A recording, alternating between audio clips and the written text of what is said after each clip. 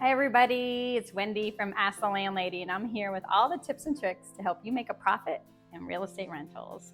And today's question was, can I limit marijuana smoking and marijuana growing in my units? Question mark. Good question. This is something that has become just kind of exploded over the last few years as the laws have been changing dramatically. We, of course, still have a federal law in place, but different states and municipalities have their own different rules about marijuana usage. So here's 3 ideas I have for you when it comes with marijuana regulation about your property rentals. First of all, check your laws. I'm always going to tell you that.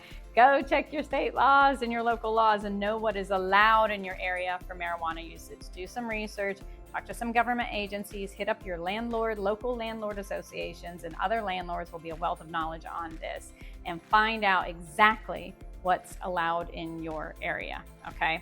Go to those government websites, anything that ends in .gov, okay, that you can trust will be the real deal. So check those out so you know what is legally allowed in your area regarding marijuana usage and growing of plants, okay? So know that first of all. Number 2, if you're concerned about marijuana smoking in your properties because you think that it's causing odors that go to the other tenants or it's creating any damage in your units, you can have a clause in your lease where you restrict that and you prohibit that. Now, where it gets tricky is that your tenants may come to you with a reasonable accommodation request, okay?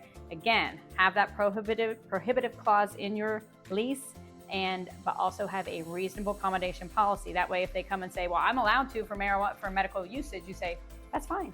We have a reasonable accommodation policy. We need you to fill out this paperwork so that everybody is on the same page as far as that goes. And when you do the reasonable accommodation, it might be that you allow them to do it in certain designated areas, or you can specify you don't allow it in the lobby. You can come together to find a way to meet their accommodation, but it is going to be protected under fair housing law. So you want to be very careful about that, not to just say, no, you can't do it, and I said so.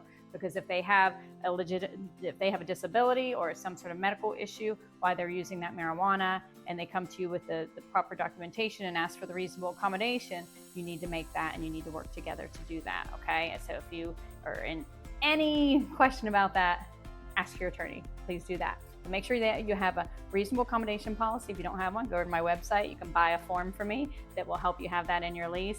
And so that way you can work together with the tenant to work that issue out.